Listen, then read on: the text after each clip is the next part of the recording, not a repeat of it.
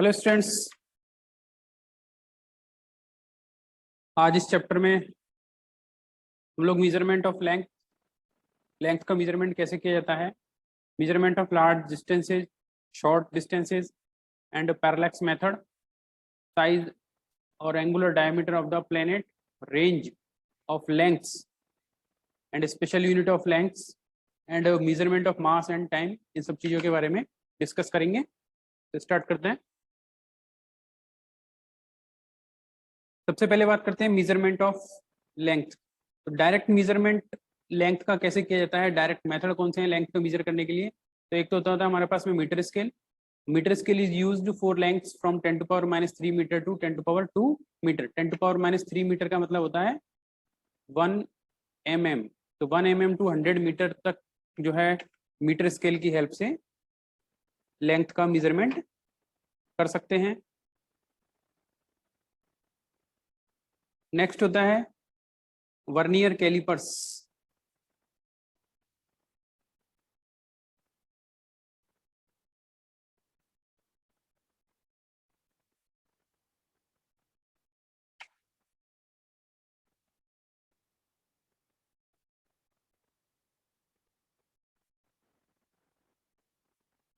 Next होता है vernier callipers. Vernier callipers is used for lengths to an accuracy of 10⁻⁴ metre. 1 mm से small length के measurement के लिए हम वर्नियर कैलिपर्स यूज करते हैं। और a screw gauge and a spherometer can be used to measure lengths as less as to 10⁻⁵ metre. तो 0.1 mm से स्मॉल लेंथ के मेजरमेंट के लिए स्क्रू गेज और स्पेरोमीटर हम यूज करते हैं। लार्ज डिस्टेंसेस का मेजरमेंट कैसे करते हैं, तो उसके लिए हमारे पास में एक मेथड होता है जिसको हम बोलते हैं पैरेलैक्स मेथड। क्या होता है ये parallax method? To measure the distance d of a far away planet S by the parallax method, we observe it from two different positions, observatories A and B on the earth, separated by a distance AB equals to small b at the same time। क्या करते हैं parallax method में? ये S कोई planet है और इस planet से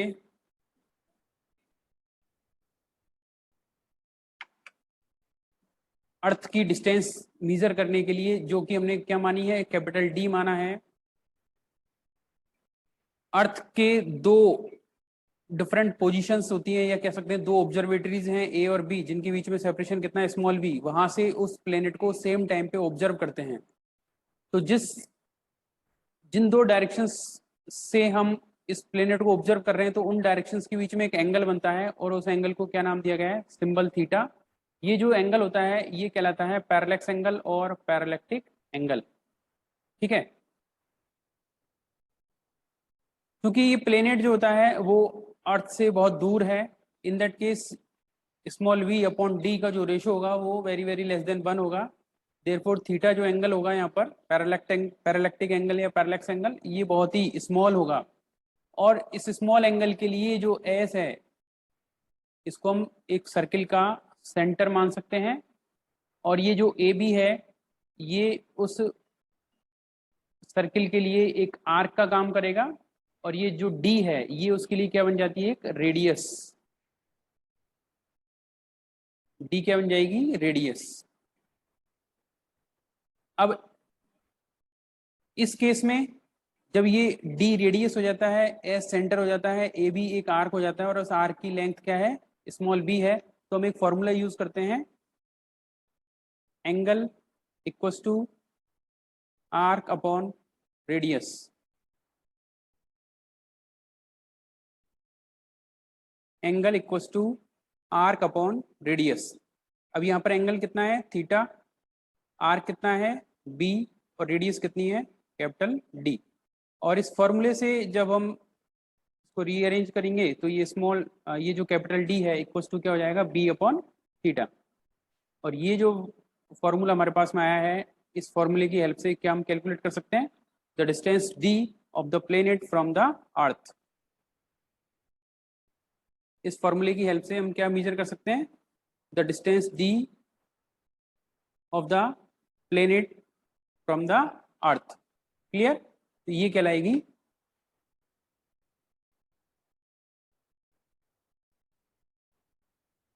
को लिख सकते हैं डिस्टेंस d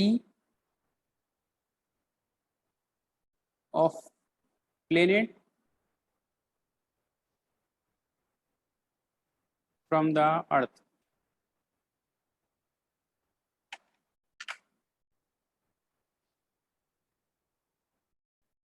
नेक्स्ट है मेजरमेंट ऑफ लार्ज डिस्टेंसेज में साइज और angular diameter of the planet. इसी पैरेलैक्स मेथड की हेल्प से हम किसी भी प्लेनेट का साइज और एंगुलर डायमीटर मेजर कर सकते हैं। इसके लिए एक डायग्राम देखते हैं।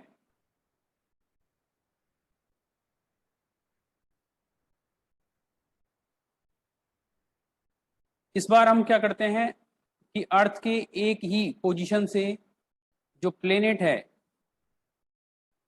उसके डायमेट्रिकली अपोजिट जो दो एंड होते हैं उन दोनों एंड्स को क्या करते हैं, मेजर करते हैं, और उन एंड्स को नाम दे सकते हैं ए और बी, और इन दोनों एंड्स के बीच में जो डिस्टेंस है उसको नाम दे सकते हैं स्मॉल डी। ये जो डिस्टेंस है ये हो जाएगा स्मॉल डी, और अर्थ और प्लेनेट के बीच में डिस्टेंस जो है वो हमारे पहले कैलकुलेट की हुई है, वो हो जाएगा कैपिटल डी। तो अर्थ के एक ही पोजीशन से किसी प्लेनेट के जो दो डायमेट्रिकली अपोजिट पॉइंट्स हैं उनको जब मेजर करते हैं तो उन डायरेक्शंस के बीच में जो एंगल यहाँ पर बनेगा उसको लिखेंगे हम अल्फा, उसको सिंबल दिया जाएगा नाम अल्फा। तो alpha is the angle between the two directions when two diametrically opposite points of the planet are viewed through the telescope। so if d is the diameter of the planet जो हमने माना है यहाँ पर, and alpha is the angular size of the planet, यहाँ पर ये alpha जो है वो प्लेनेट का एंगुलर साइज कहलाएगा। So then alpha equals to क्या लिख सकते हैं, small D upon capital D. अब यहाँ पर जो फॉर्मूला यूज किया गया है वही फॉर्मूला यूज किया जो हमने अभी पहले लिखा था, एंगल इक्वल्स टू क्या हो जाएगा, आर्क अपॉन रेडियस। एंगल क्या है यहाँ पर इस बार अल्फा, आर्क क्या है डी, और रेडियस कितनी है कैपिटल डी। क्लियर? तो इस तरीके से हम पैरेलैक्स मेथड की हेल्प से किसी प्लेनेट का साइज और उसका एंगुलर डायमीटर मेजर कर सकते हैं। अगर हम लेंथ की रेंज की बात करें तो रेंज ऑफ लेंथ जो है वो बहुत वाइड होती है। यूनिवर्स में जितने भी ऑब्जेक्ट्स पाए जाते हैं उनकी साइजेस की जो रेंज है बहुत ही वाइड रेंज होती है।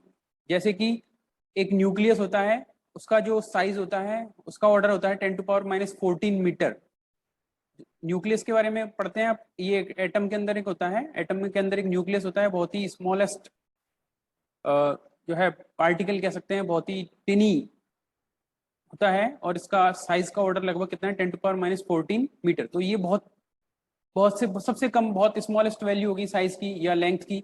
और सबसे बड़े की बात करें, कितना बड़े से बड़ा लेंथ हमारे सामने मेजरमेंट के लिए हो सकता है, तो वो है साइज ऑफ द या extent of the observable universe. Universe का साइज अगर हम मेजर करें तो वो हमारे लिए बहुत बड़ा होगा, और उसका ऑर्डर लगभग कितना होता है 10⁻26 मीटर। तो इस तरीके से हम और भी जो साइजेस के ऑर्डर हैं डिफरेंट ऑब्जेक्ट्स के वो देख सकते हैं टेबल 2.3 में, जो कि आपकी टेक्स्ट बुक में दी हुई है। इसके बाद में आता है special units of lengths. Special unit of lengths में certain special length unit for short and large lengths. इसमें सबसे पहले आता है फर्मी। 1 फर्मी, इसको शॉर्ट में लिखते हैं 1f स्मॉल f से, और 1 फर्मी जो स्पेशल यूनिट है ये SI यूनिट में इक्विवेलेंट होता है 10⁻⁻15 मीटर के। तो अगर कहीं पर भी आपको 1f या 1 फर्मी मीटर अगर लिखा मिलता है तो इसका मतलब है आपको SI यूनिट में अगर उसको कन्वर्ट करते हैं तो वो कितना हो जाएगा 10⁻⁻15 मीटर। क्लियर? फिर आता है 1 एंगस्ट्रम। 1 एंगस्ट्रम में क्या होता है, 1 एंगस्ट्रम का जो सिंबल होता है वो होता है 1A, और इसके ऊपर एक ऐसा जो है सुपरस्क्रिप्ट में सर्किल बना होता है, तो 1 एंगस्ट्रम ऐसा लिखते हैं। और अगर इसको SI यूनिट में हम कन्वर्ट करें तो ये हो जाएगा 10⁻10 मीटर।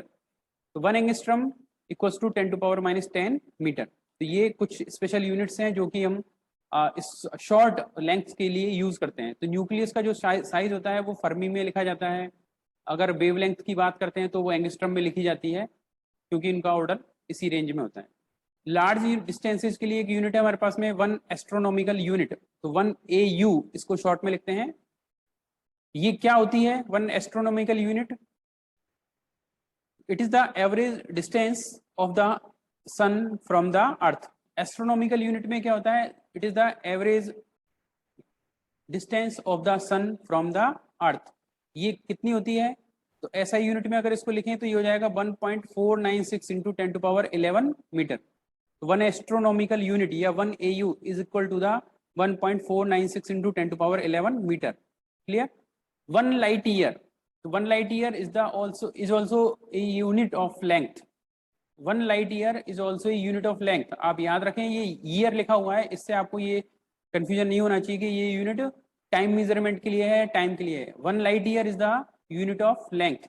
तो 1 लाइट ईयर को शॉर्ट में लिखते हैं 1 LY, और ये डिस्टेंस कितना होता है 9.46 इंटू 10⁻15 मीटर इन SI यूनिट।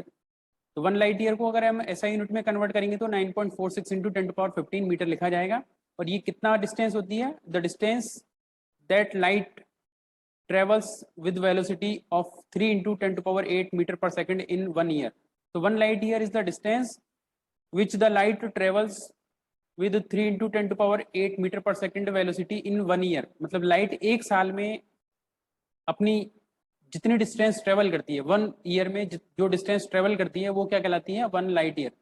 ऐसा समझ लीजिए कि अगर हमसे कोई पॉइंट 1 लाइट ईयर डिस्टेंस पर है, कोई प्लेनेट अगर हमसे अर्थ से 1 लाइट ईयर की डिस्टेंस पर है, तो आज अगर हम यहाँ से कोई लाइट उस प्लेनेट की तरफ भेजें तो उस लाइट को उस प्लेनेट तक पहुंचने में कितना टाइम लग जाएगा? 1 साल। आज हम यहाँ से लाइट भेजेंगे तो वो उस प्लेनेट पे कितने टाइम के बाद में पहुंचेगी? 1 साल के बाद में पहुंचेगी। तो वो कहलाती है 1 लाइट ईयर डिस्टेंस। ऐसा हम कई बार पढ़ते हैं कि जो हमारी लार्ज डिस्टेंसेज होती हैं एस्ट्रोनॉमिकल यूनिट्स, तो 1 light year is the distance which light travels in 1 year. Next होता है 1 parsec. 1 parsec equals to 3.08 into 10⁻16 meter parsec is the distance at which average radius of Earth's orbit subtends an angle of 1 arc second. So these are some special units, but इनमें से कुछ units ही ऐसी होती हैं जो कि हम लोग नॉर्मली यूज करते हैं, जैसे कि 1 फर्मी आपको पढ़ने को मिलेगा और एंगस्ट्रम। ये 2 यूनिट ऐसी हैं जो कि आपको यूज लेने को मिलेंगी, और बहुत से बहुत लाइट ईयर से रिलेटेड आप देख सकते हैं। बाकी ऐसा इन सबको हमें याद करने की ऐसा कोई वैसे रिक्वायरमेंट है नहीं। क्लियर? फिर होता है measurement of mass. Measurement of मास में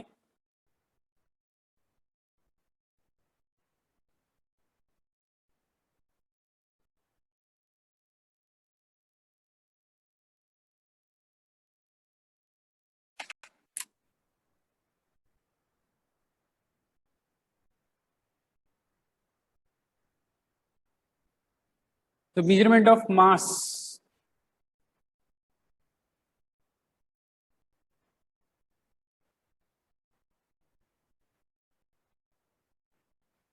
measurement of mass में देखते हैं mass is a basic property of matter. It does not depend on the temperature, pressure or location of the object in space. जो मास होता है वो टेम्परेचर पे, pressure पे, location of object in space पे डिपेंड नहीं करता है, और ऐसा unit of mass is kilogram. The prototypes of the international standard of kilogram is supplied by the International Bureau of Weight and Measurement, are available in many other laboratories of different countries. In India, this is available at the NPL, National Physical Laboratory, New Delhi. जैसे मैंने एक class में आपको एक kilogram का एक prototype दिखाया था, ये प्लेटिनम इरिडियम का एक सिलेंडर होता है। वो जो प्रोटोटाइप है वो international bureau of weight and measurement जो ऑर्गेनाइजेशन है उसके द्वारा डिफरेंट कंट्रीज की जो लेबोरेटरीज हैं उनको ये प्रोवाइड किया गया है। तो इंडिया में ये कहाँ रखा हुआ है, एनपीएल दिल्ली में रखा हुआ है, और फिर वहाँ से जितने भी अदर 1 किलोग्राम के जो वेट होते हैं वो वहाँ से स्टैंडर्डाइज किए जाते हैं। मेजरमेंट कैसे करते हैं, while dealing with the atoms and molecules the kilogram is an inconvenient unit. अगर हम एटम्स और मॉलिक्यूल्स के मास की बात करें तो वो बहुत कम होता है, तो उनके लिए किलोग्राम जो है वो इनकन्वीनियंट यूनिट होता है। In this case, there is an important standard unit of mass called unified atomic mass unit, या इसको लिखते हैं U। तो 1 unified atomic mass unit, short में इसको क्या लिखते हैं 1U, या इसको कई बार 1AMU से भी लिखते हैं, इसको लिखते हैं 1 एटॉमिक मास यूनिट। और ये कितना होता है, 1 atomic mass unit is the 1/12 of the mass of an atom of C12 isotope including the mass of electrons। और न्यूमेरिकल वैल्यू इसका SI यूनिट में इक्विवेलेंट क्या होता है 1.66 इंटू 10⁻⁻27 किलोग्राम।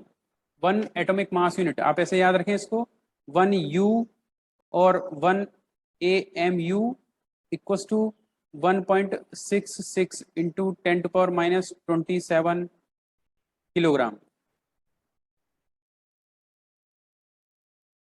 मेजरमेंट कैसे करते हैं, तो mass of commonly available objects, जैसे कि नॉर्मल डेली लाइफ में हम करते हैं, can be determined by a common balance. जो हमारे पास में वेट तोलने की मशीन होती है, वेइंग मशीन, जो कि दुकानों पर घरों में आपको देखने को मिलती है, जिससे हम नॉर्मली ऑब्जेक्ट्स का मास मेजर करते हैं, इज यूज्ड, जैसे कि ग्रोसरी शॉप में होता है। Large masses in the universe like planets, stars etcetera can be measured by using gravitational method. Newton's law of gravitation होता है, उसकी हेल्प से हम जो लार्ज ऑब्जेक्ट्स होते हैं, जैसे कि प्लेनेट और स्टार होते हैं, जैसे कि अर्थ है, उनका मास जो है हम उस लॉ की हेल्प से मेजर कर सकते हैं। For measurement of small masses of atomic और सब एटॉमिक पार्टिकल, अगर बहुत छोटे पार्टिकल्स हैं लाइक एटम्स और इलेक्ट्रॉन, न्यूट्रॉन, तो उनके मास मेजर करने के लिए हम क्या यूज लेते हैं, मास स्पेक्ट्रोग्राफ यूज करते हैं। स्मॉल पार्टिकल्स के मास मेजरमेंट के लिए मास स्पेक्ट्रोग्राफ यूज करते हैं, in which radius of the trajectory is proportional to the mass of a charged particle moving in uniform electric and magnetic field. ये मास स्पेक्ट्रोग्राफ कैसे काम करता है, ये आप हायर क्लासेज में पढ़ते हैं। फिलहाल आप ये याद रख सकते हैं कि सब एटॉमिक और एटॉमिक पार्टिकल्स के मास मेजरमेंट के लिए कौन सी डिवाइस यूज की जाती है, mass spectrograph. Range of mass, the masses of the objects we come across in the universe vary over a very wide range. These may vary from tiny mass of the order of 10⁻⁻30 kilogram of an electron to the huge mass of about 10⁻55 kilogram of the known universe. तो इतना variation होता है, इतनी wide range है masses की। Time का measurement कैसे कर सकते हैं, measurement of time, to measure any time interval we need a clock. Time का मेजरमेंट करने के लिए हमें क्या चाहिए होती है, क्लॉक चाहिए होती है। नॉर्मली सभी के पास में क्लॉक होती है, उसी से ही हम टाइम का मेजरमेंट करते हैं। तो परफेक्ट जो स्टैंडर्ड टाइम है, या कह सकते हैं कि जो स्टैंडर्ड ऑफ टाइम है वो होता है एटॉमिक स्टैंडर्ड ऑफ टाइम। यानी कि एक टाइम का जो स्टैंडर्ड है वो हमने किससे लिया हुआ है, एटॉमिक क्लॉक से लिया हुआ है। तो atomic clock is based on the periodic vibrations produced in A caesium atom. Atomic standard of time जो बनाया गया है वो सीजियम एटम के जो पीरियोडिक वाइब्रेशंस होते हैं उन पे बेस्ड होता है। This is the basic of the caesium clock, sometimes called atomic clock. आप लोगों ने सीजियम क्लॉक या एटॉमिक क्लॉक पढ़ा होगा।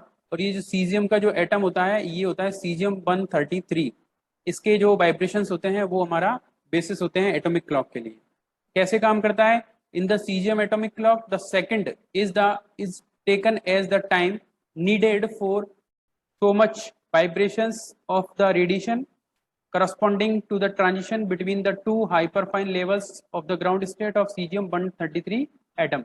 cesium 133 atom की ग्राउंड स्टेट में दो हाइपरफाइन लेवल के बीच में जो ट्रांजिशन होता है, उस रेडिएशन के जो वाइब्रेशन होंगे इतने सारे, इन वाइब्रेशंस को होने में जो टाइम लगेगा वो क्या कहलाएगा, 1 second.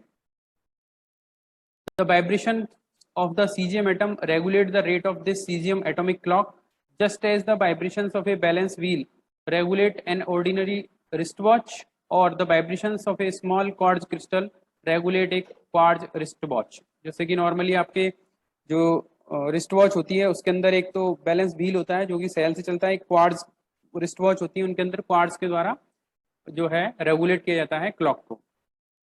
The caesium atomic clocks are very accurate, बहुत ही ज़्यादा एक्यूरेट होती हैं। The uncertainty gained over time by such a device is less than 1 part in 10⁻13, इतना एक्यूरेट होता है।